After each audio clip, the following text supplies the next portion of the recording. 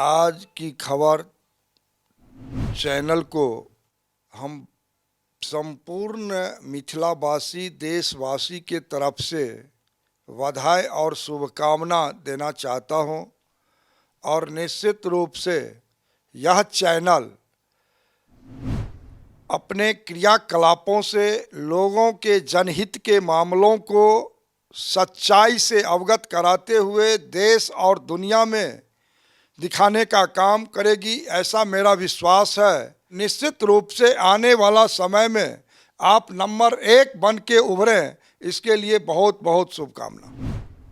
BJP सांसद गोपाल जी ठाकुर इस वक्त हमारे साथ मौजूद है, इनसे बात करते हैं। सर, बिहार एक ऐसा स्टेट है जो कहीं ना कहीं विकास से अछूता रहा है। बीजेपी गवर्नमेंट आने के बाद से वहाँ विकास तो शुरू हुआ है, लेकिन विकास की जो गति धीमी है, उस विकास को गति देने के लिए आप लोग क्या कुछ कर रहे हैं? बिहार में विकास नहीं हुआ, बिहार बहुत पीछे चला गया। खास करके हम मिथिला से आते हैं और मिथिला का केंद्र दरभंगा है, जहाँ से हम सांसद हैं। तो आज़ादी से आज तक जो उत्तर बिहार मिथिला का क्षेत्र है, वो तो 6 महीना बाढ़ और 6 महीना सुखाड़ की मार झेलते आ रहा है। आज उसके चलते संपूर्ण मिथिला के लोग देश के विभिन्न महानगरों में जाकर के अपना जीवन यापन गुजर बसर कर रहा है। अब जहाँ तक विकास की बात है, लंबे अरसे तक जो लोग सरकार में रहे, भारतीय जनता पार्टी का अपना मुख्यमंत्री बिहार में नहीं मिला है आज तक। 76वां वर्ष आज़ादी का अमृत महोत्सव हम लोग मना रहे हैं। तो आज नरेंद्र भाई मोदी जी देश के यशस्वी प्रधानमंत्री के रूप में मिथिला के लिए जो काम किए, आज 88 साल बाद कोसी रेल महासेतु 516 करोड़ की लागत से मोदी सरकार में बन के अभी तैयार हुआ है और मिथिला को हम लोग 88 साल बाद जोड़ने का काम किए। उससे थोड़े पहले जब श्रद्धेय अटल बिहारी वाजपेयी जी की सरकार थी, तो उसमें निर्मली भपटियाही महासेतु जो 34 के भूकंप में मिथिला 2 भाग बट गया, तो वाजपेयी जी जाकर के निर्मली भपटियाही महासेतु बनाने का काम किया। और वाजपेयी जी का शिलान्यास किए हुए योजना को अभी मोदी जी उसको 4 महीना पहले लहरियासराय से 3 जोड़ी ट्रेन सहरसा चलाने का काम किया। आज उस मिथिला क्षेत्र का जो मातृभाषा मैथिली, उस मैथिली को श्रद्धेय वाजपेयी 8म अनुसूची में शामिल किए, तो अभी नरेंद्र भाई मोदी CBSE कोर्स में देकर के शामिल करने का काम किया। आज जहां बिहार से दर्जनों रेल मंत्री लगभग हुए, वहां आज नरेंद्र भाई मोदी जी की सरकार में समस्तीपुर दरभंगा का दोहरीकरण और जयनगर राजनगर विद्युतीकरण का काम अब चल रहा है। तो आप कहीं चले जाइए किसी विषय को लेकर के, तो मिथिला में कहीं कोई विकास नाम की चीज़ नहीं है। अब मोदी जी गवर्नमेंट में वहाँ पर दरभंगा को दूसरा एम्स, बिहार का दूसरा एम्स मोदी जी दिए। अब राज्य की सरकार वहाँ 200 एकड़ ज़मीन अपने कैबिनेट से पास करने के बावजूद भी आज तक उपलब्ध एम्स के लिए नहीं करा सकी है। मोदी जी 15 सितंबर 2020 को 1264 करोड़ की लागत से 750 बेड एम्स के लिए मिथिला में दिए, जिससे उत्तर बिहार के 8 करोड़ आबादी, नेपाल के 14 जिला, पश्चिम बंगाल के 6 जिला और सिक्किम के मुख्यमंत्री अभी दरभंगा आकर के बोल रहे थे, जो मेरे लिए भी निकट का एम्स दरभंगा ही होगा। तो लगभग 15 करोड़ आबादी के लिए मोदी सरकार ने दरभंगा में एम्स दिया, और आज भी राज्य सरकार उसको ज़मीन उपलब्ध नहीं करा रही है। जो उनको कोई खरीद करके ज़मीन नहीं देना है। दरभंगा महाराज ने 300 एकड़ भूमि दरभंगा मेडिकल कॉलेज को उपलब्ध करवा दिया था, और उसमें से इनको 200 एकड़ इसमें देना था एम्स के लिए, और कैबिनेट भी किया, और 100 एकड़ में उनका DMCH भी रह जाएगा। अब वहाँ कुछ लोग अतिक्रमण किए हुए हैं, तो राज्य सरकार का विषय है, इसको खाली करवा करके देना चाहिए था। तो एम्स आज पूरे देश का 14 एम्स तैयार होकर के उद्घाटन हो गया मेरे यहाँ, आज भी उस साजिश में पड़ा हुआ है, शिलान्यास भी नहीं हो सका है। अब बिहार का दूसरा एयरपोर्ट दरभंगा में देश के यशस्वी प्रधानमंत्री नरेंद्र भाई मोदी ने दिया उड़ान स्कीम के तहत, जहां 78 देश में एम्स का निर्माण हुआ है, वहां दरभंगा में आज 78 एकड़ मात्र भूमि राज्य सरकार को उपलब्ध करवा करके देना था। अब हमने एयरपोर्ट दरभंगा एयरपोर्ट से 12 लाख लोग उड़ान भर लिए। तत्कालीन उस समय के माननीय हमारे हरदीप सिंह पुरी जी मंत्री थे, तो मंत्री जी जा करके उसको चालू करवाने का काम किया।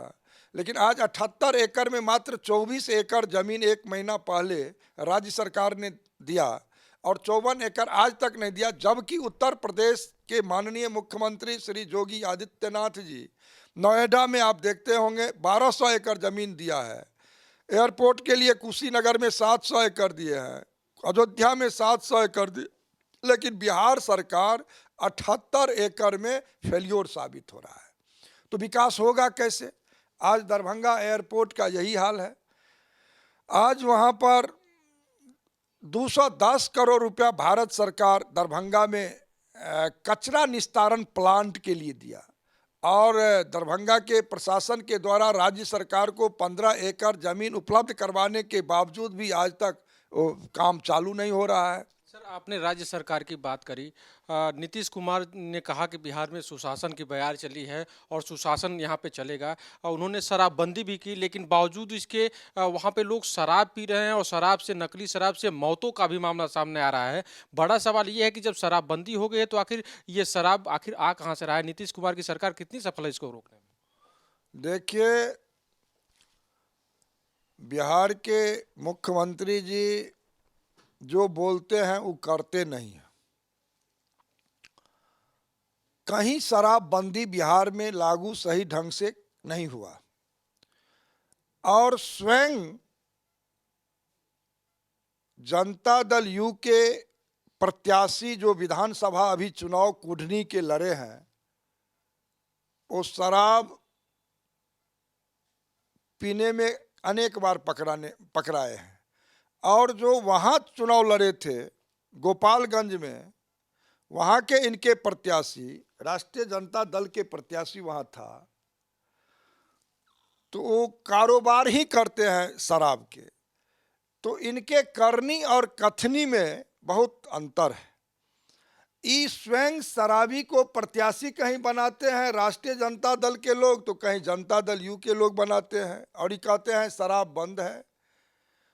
तो भाई ऐसे कैसे चला? अभी कहे जो जितने लोग मरे हैं, कितना दुर्भाग्यपूर्ण इनका वक्तव्य आया है। जो पिएगा सो मरेगा, जो इनके मन में आ रहा है सो बोलते जा रहे हैं। रे भैया, सैकड़ों लोग मर गया है, अभी संवेदना व्यक्त करने की आवश्यकता थी, तो आप कहते हैं जो पिएगा सो मरेगा, इसको हम मुआवजा नहीं देंगे। भारतीय जनता पार्टी के हम जैसे कार्यकर्ता मांग करते हैं माननीय मुख्यमंत्री बिहार से, जो जितने लोग इस शराब कांड में जिसका मृत्यु हुआ है, उसको निश्चित रूप से मुआवजा, सभी परिवारों को मुआवजा मिलना चाहिए। हम ऐसा मांग करेंगे इनसे। देखिए, हम लोग शराब के समर्थन में हैं, हम लोग शराब के विरुद्ध नहीं हैं, लेकिन इस शराबबंदी में सफल नहीं हुए। इनका शराबबंदी पूरा का पूरा फेल्योर हुआ है, ये हम आपके माध्यम से कहना चाहते हैं। तो हर क्षेत्र में बिहार सरकार फेल है, कहीं कोई विकास से इनको मतलब नहीं है। ये प्रधानमंत्री के इनके जो सलाहकार बैठते हैं अगल बगल में, वो प्रधानमंत्री का ख्वाब इनको दिखाते हैं, ये भी वहाँ प्रधानमंत्री बनेंगे, और उप मुख्यमंत्री जो अभी वर्तमान बिहार के हैं वो बिहार के मुख्यमंत्री बनेंगे। इसी में बिहार का सत्यानाश हो रहा है। बिहार के जनता को चाहिए जिस सारे विषयों को देखना चाहिए जो बिहार में, जब तक भारतीय जनता पार्टी को मौका मुख्यमंत्री के लिए राज्य में नहीं मिलेगा, तब तक बिहार का कल्याण होने वाला नहीं है। देश के यशस्वी प्रधानमंत्री नरेंद्र भाई मोदी आज उसी बिहार के समस्तीपुर में आप देखेंगे जो केंद्रीय विश्वविद्यालय का दर्जा, कृषि विश्वविद्यालय को केंद्रीय विश्वविद्यालय दर्जा दिया। आज राजेंद्र पुल गंगा पर पैरेलल पुल का निर्माण होने जा रहा है और गंगा में 17 पुल बन रहा है। आज गांधी सेतु पटना का आज वहाँ पर 6 लेन पुल का घोषणा हुआ है और गंगा सेतु का निर्माण।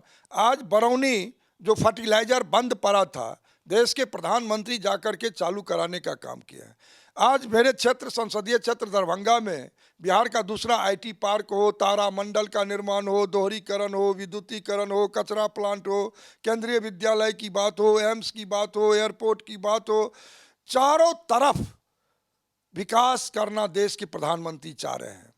आज आमस से दरभंगा 8,000 करोड़ की लागत से माननीय नितिन गडकरी जी 6 लेन देने का काम किए हैं।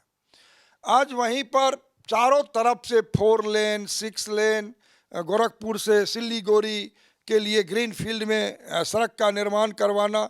भारत की सरकार जितना काम कम समय में 8 वर्षों में बिहार में करके दिखा दिया, भूतो न भविष्यति, लेकिन राज्य सरकार का भी उसमें सहयोग नहीं मिल रहा है। बात करने के लिए बहुत बहुत धन्यवाद। तो ये थे गोपाल जी, जिनका कहना था कि केंद्र में मोदी सरकार ने बिहार को तो बहुत कुछ दिया है, लेकिन वहां बैठी नीतीश सरकार उसमें कहीं सहयोग नहीं कर रही है। वीडियो जर्नलिस्ट राज विष्ट के साथ पंकज तिवारी, आज की खबर, दिल्ली।